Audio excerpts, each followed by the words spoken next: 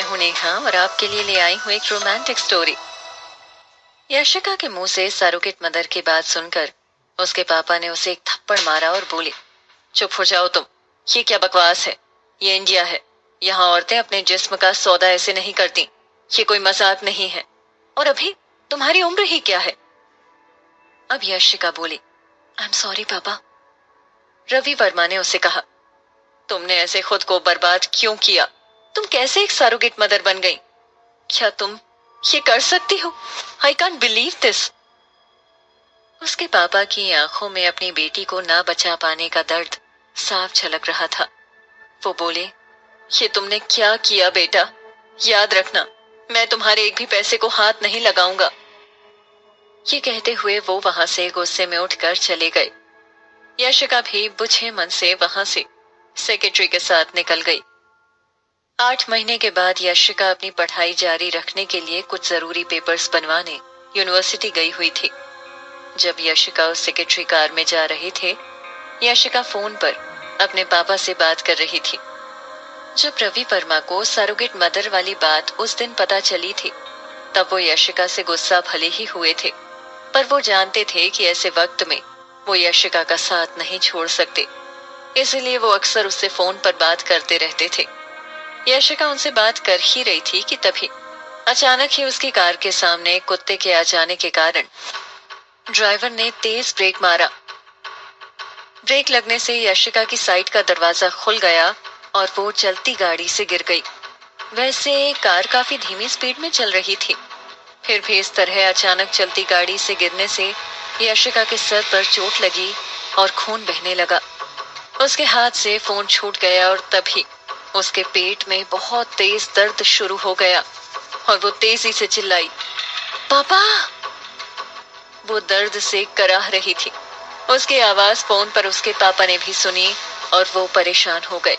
Hello hello, पर किसी ने कोई जवाब नहीं दिया। वही सेक्रेटरी तुरंत कार से उतरी और ड्राइवर से बोली, इन्हें तुरंत कार में बिठाओ और सिटी हॉस्पिटल ले चलो। ये आवाज रवि वर्मा ने भी सुनी और वो भी अपने घर से तुरंत उस हॉस्पिटल के लिए निकल गए। यशिका का दर्द बढ़ता ही जा रहा था। वो दर्द से बुरी तरह से चिल्ला रही थी। मानव का प्राइवेट हॉस्पिटल वहां से काफी दूर था और इतनी दूर इस समय यशिका को ले जाना मुमकिन नहीं था। इसीलिए सेक्रेटरी यशिका को पास के ही हॉस्पिटल में ले गई। यशिका का दर्द किसी भी तरह से कम नहीं हो पा रहा था। यशिका और सेक्रेटरी जब हॉस्पिटल पहुंचे तो डॉक्टर ने उन्हें बताया कि अचानक एक्सीडेंट होने से यशिका को लेबर पेन शुरू हो गया है और उनकी डिलीवरी आज ही होगी। डॉक्टर्स तुरंत ही यशिका को अपने साथ डिलीवरी रूम में ले गए। यशिका बेड पर लेटी थी। उसका चेहरा पीला पड़ गया था। सर पर चोट से उसका काफी खून भी बह गया था। डॉक्टर ने उसे फर्स्ट एड दे दी थी। उस भयानक दर्द के कारण उसे पसीना आने लगा था। सेक्रेटरी उसके साथ डिलीवरी रूम तक गई और उसे एनकरेज करने लगी, मिस यशिका, डरना मत। आप और बच्चे सही सलामत रहेंगे। मैं बाहर एक गुड न्यूज का इंतजार कर रही हूँ। डिलीवरी रूम में आते ही यशिका ने अपनी आंखें बंद कर ली थी और फिर डिलीवरी रूम के दरवाजे बंद हो गए। जहां एक तरफ यशिका की हॉस्पिटल में डिलीवरी होने वाली थी, वहीं दूसरी तरफ रवि वर्मा भी हॉस्पिटल पहुंच चुके थे। वो डिलीवरी रूम के बाहर ही इंतजार कर रहे थे। हॉस्पिटल का डायरेक्टर रवि वर्मा को अच्छे से पहचानता था। उसने भी उन्हें कॉल करके बता दिया था कि यशिका उनके ही हॉस्पिटल में है और ठीक है। रवि वर्मा डिलीवरी रूम के बाहर बेचैनी से घूम रहे थे। उसे बच्चों की नहीं, बस अपनी बेटी यशिका की चिंता थी। 4 घंटे बाद डिलीवरी रूम के अंदर से बच्चे के रोने की आवाज आई। यशिका की डिलीवरी नॉर्मल हुई थी। उसने अपने बच्चे की रोने की आवाज सुनी, उसे इस दुनिया में आते हुए देखा। फिर नर्स बोली, it's a healthy baby boy. ये सुनने के बाद यशिका बेहोश हो गई और नर्स उस बच्चे को लेकर नर्सरी में चली गई और उसे इंक्यूबेटर में रख दिया।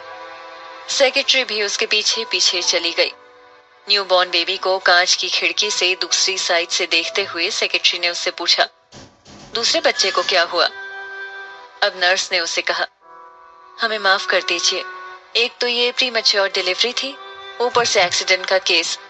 जब से वो बच्चा बाहर आया था तब से ही वो सांस नहीं ले पा रहा था। सेक्रेटरी ये सुनकर शॉक के कारण शांत हो गई। फिर उसने पूछा, क्या कोई उम्मीद नहीं है? तो नर्स ने कहा, नहीं। ये सुनकर अब कर भी क्या सकती थी। फिर वो बोली, ठीक है, आप अपने तरीके से उस बच्चे से डील कर लेना। नर्स से उसकी बात खत्म होने के बाद उसने कुछ लोगों से कांटेक्ट किया और उनसे एक एम्बुलेंस भेजने के लिए कहा। वो उस बच्चे को मानव के प्राइवेट हॉस्पिटल भेजना चाहती थी। उसने जाने से पहले एक चेक निकाला और रवि वर्मा को दे दिया। उसने रिस्पेक्ट के साथ रवि वर्मा से कहा, मिस्टर वर्मा, पिछले 8 महीनों में आपकी डॉटर ने बहुत सफर किया है, आप प्लीज ये चेक ले लीजिए। फिर वो उन्हें चेक देकर वहां से चली गई। वहीं दूसरी तरफ जब नर्स दूसरे बच्चे के पास नर्सरी में गई तो उसे बहुत अजीब लगा। जैसे ही उसने दूसरे न्यूबॉर्न बेबी को उठाया तो वो थोड़ा सा हिला।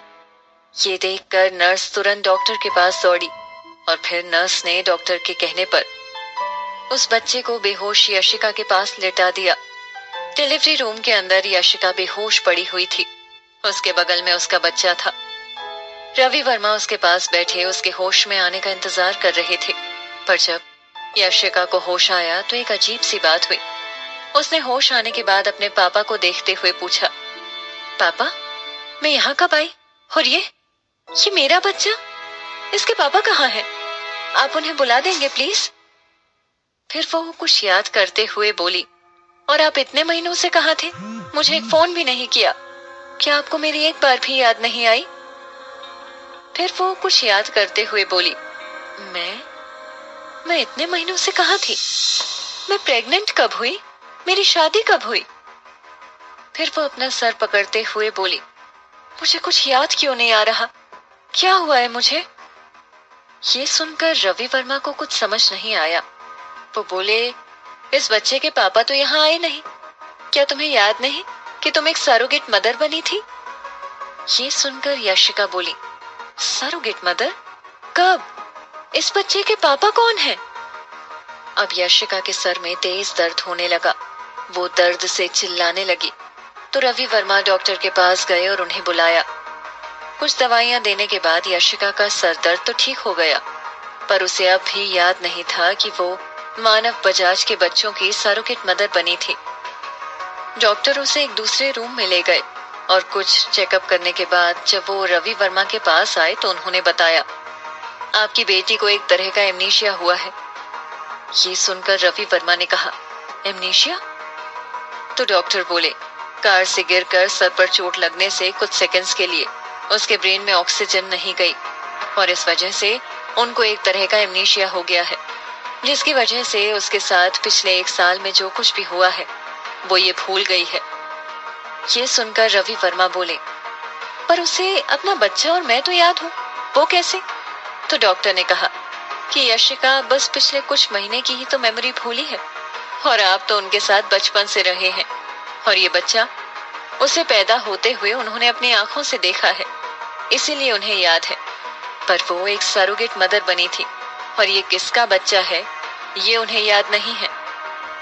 ये सुनकर रवि वर्मा ने पूछा, तो क्या उसे अपने बचपन की बातें और अभी की बातें सब याद हैं? वो बस ये भूली है कि वो मानव बजाज के बच्चों की सरोगेट मदर बनी है। इस पर डॉक्टर ने हाँ में सर हिलाया। अब रवि वर्मा ने उनसे पूछा, ये सब कभी याद आएगा उसे? तो डॉक्टर ने कहा, आ भी सकता है और नहीं भी, ये तो आने वाला टाइम ही बताएगा। इसके बाद रवि वर्मा यशिका और उसके न्यूबॉर्न बेबी को अपने साथ ले गए और धीरे धीरे वक्त ऐसे ही बीतने लगा। लेकिन उन्होंने यशिका को वो सब बता दिया जो उन्हें पता था। ये सब कुछ यशिका के लिए काफी शॉकिंग था। 6 साल बाद समय बीतता गया। एक डिपार्टमेंटल स्टोर की भारी भीड़ के बीच यशिका एक कार्ट को पुश कर रही थी। वो परेशान होकर आगे पीछे देखने लगी। वो जरूरत के कुछ सामान लेने उस स्टोर में गई थी, पर जब उसने पीछे देखा तो उसे कोई दिखाई नहीं दिया। वो चला गया था और उसे कहीं नहीं मिल रहा था। टॉय सेक्शन से गुजरते हुए यशिका ने अपने कदमों को धीरे कर लिया और वो ध्यान से देखने लगी। तभी उसे एक छोटा बच्चा दिखा।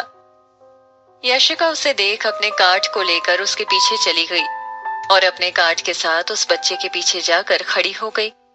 रैक के सामने एक छोटा सा लड़का खड़ा था। उसकी आंखें एक रिमोट कंट्रोल कार पर थीं। वो काफी छोटा था, 5 या 6 साल का।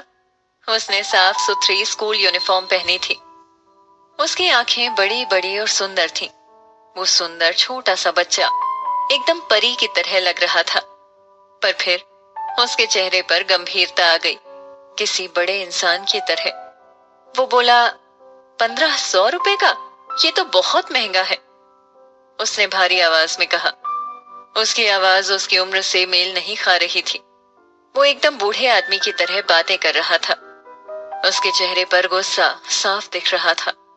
वो अपनी उंगलियों पर कुछ काउंट कर रहा था। उसके ऐसे बिहेवियर को देखकर बच्चे के पीछे खड़ी यशिका हंसने लगी और पीछे से यशिका ने उसके कंधे पर हाथ रखा। इससे वो बच्चा चौंक गया और उसने पीछे मुड़कर देखा। ये रियलाइज करने के बाद कि यशिका उसके पीछे थी, वो बोला, मम्मी। अब यशिका बोली, मम्मी तुम्हें कब से ढूंढ रही है?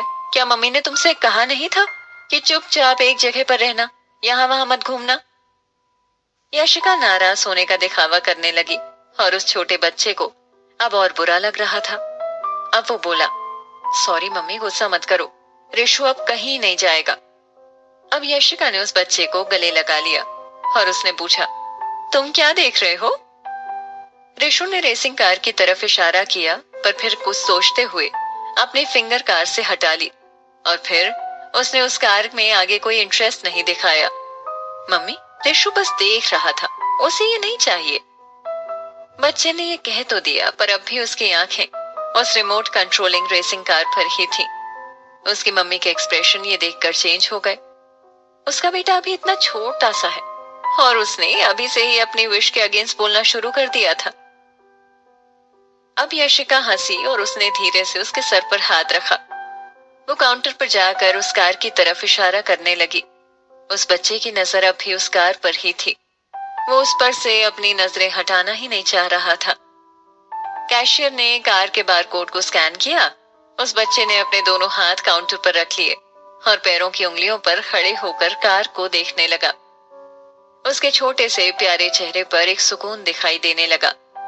अपने बच्चे के चेहरे पर खुशी देखकर उसे बहुत अच्छा लगा। अगर वो अपने बच्चे की इतनी छोटी विश भी पूरी ना कर सकती, तो उसे एक अच्छी माँ कहलाने का भी कोई हक नहीं था। इतने सालों में उसने उस बच्चे के लिए ही तो सब कुछ किया था। 6 साल पहले उस आदमी के लिए उसने 2 जुड़वा बच्चों को जन्म दिया था, क्योंकि वो प्रीमेच्योर बेबीज थे। जन्म के समय दोनों ही वीक थे, इसलिए जब रिशु बाहर आया तब वो सांस भी नहीं ले पा रहा था ठीक से। उसके पापा ने उसे बताया कि उसके पहले बच्चे को सेक्रेटरी दूसरे हॉस्पिटल ले गई थी, पर नर्स जिसने उसकी डिलीवरी करवाई थी, जब वो नर्सरी रूम में गई तो उसने देखा कि रिशु थोड़ी थोड़ी सांस ले रहा था, जैसे कि डॉक्टर्स ने पहले मरा हुआ बता दिया था। उसके बाद क्या हुआ, ये जानने के लिए आगे